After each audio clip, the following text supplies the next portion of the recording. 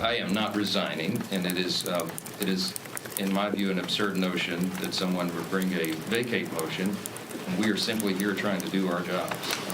It is not helpful to the cause. It is not helpful to the country. It does not help the House Republicans advance our agenda, which is in the best interest of the American people here.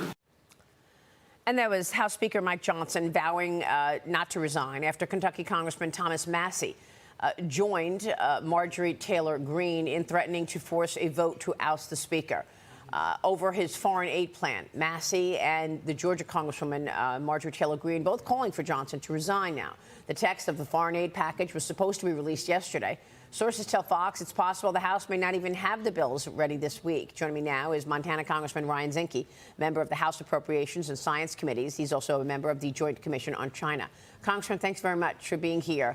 The drama continues in the House of Representatives today with now Thomas Massie joining Marjorie Taylor Greene. Do you want Mike Johnson to step down? No, and let's be clear. Mike Johnson is the most conservative we've had in the history of this country. Secondly, he's a constitutional attorney. Third, he's a Christian. There's no doubt about that. And lastly, I think he's kind. In this environment where everything's hyper-partisan, people are angry about everything, I think running in a kind lane is not a bad thing. So, no, I think it's a distraction. He's not going anywhere. And look, Maria, I've been a Navy SEAL, and I've been to a lot of battles in my life.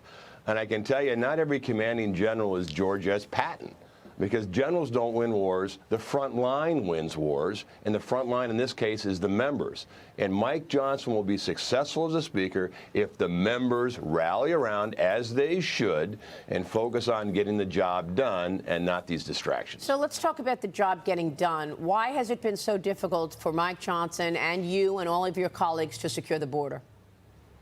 Well, I think the border is the #1 issue, and the House passed H.R. 2, House Resolution 2, which secures the border. The Senate has yet to pick it up, and we're trying to find a way to force the Senate to pick up H.R. 2.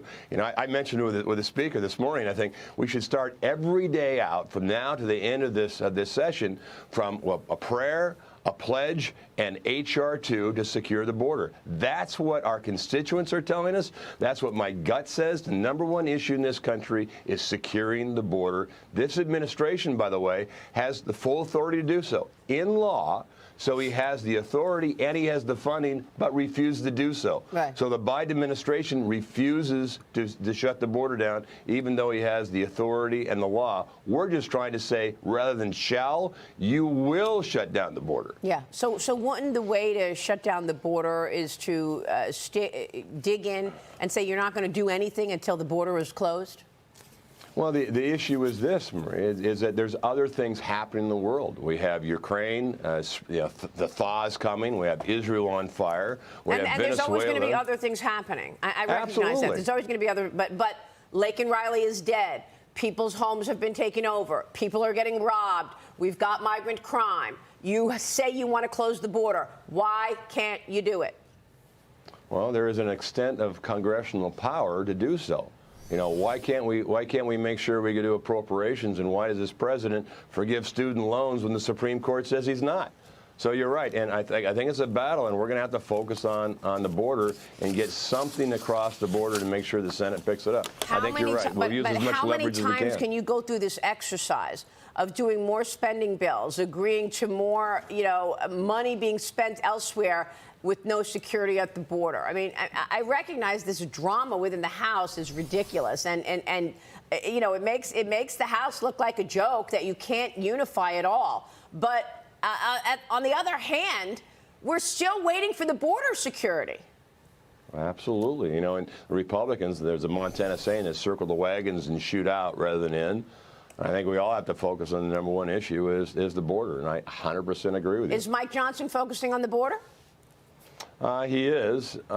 His position is where we can, walk and chew gum at the same time. I look at the border as the #1 issue. You haven't walked. There's no border security. I don't understand what that means. You're absolutely right. So, I'm not sure we're going to lay the foot of our border security in the Congress, but look, the president he has the full authority and the funding to do it. So what is Congress going to do? We remove the funding and remove any border patrol at all. H.R. 2 is our path to secure the border, and we're trying to find some way to get H.R. 2 on the table for the Senate. Well, and whether it means holding everything up, we're getting close. Instead of having a fight within the membership, maybe you really need to be tougher with the Senate to get H.R. 2 through. I mean, I don't know what to say at this point. I mean, we only needed 19 hijackers to take down the Trade Center. It feels a little like we're a bit of a sitting duck, given the fact that we've got this wide open border and all of these people on the terrorist watch list and all of these Chinese nationals coming in, which we have no idea what they're doing. Well, and don't forget the fentanyl. So, you know, and Maria, I was just down at the border. We don't have a border. We have a processing unit. All people have to do is say, I live in fear, and they're in the country somewhere. We don't know, with a piece of paper that says show up, you know, in 3 or 4 years. You're exactly right. The border's the #1 issue. So how do we put the border up front? I'd say in the morning, pledge, let's do a prayer and do H.R. 2. And you're right, force the Senate to take H.R. 2 up. I mean, how we do that is a tough call, because obviously the Senate doesn't listen to us. The president loathes us. Right. And in some ways, also, we got to get together as Republicans, circle the wagons, shoot out, don't shoot in. And therein lies the issue with Marjorie Taylor Greene and Thomas Massie. Now, the Select Committee on China, and you know all this, releasing a report accusing Beijing of manufacturing and exporting the materials used to make fentanyl and other synthetic drugs. The lawmakers say that the CCP gives tax rebates and grants to companies that make certain fentanyl and synthetic drug precursors used by the drug traffickers, as long as they are sold outside of China.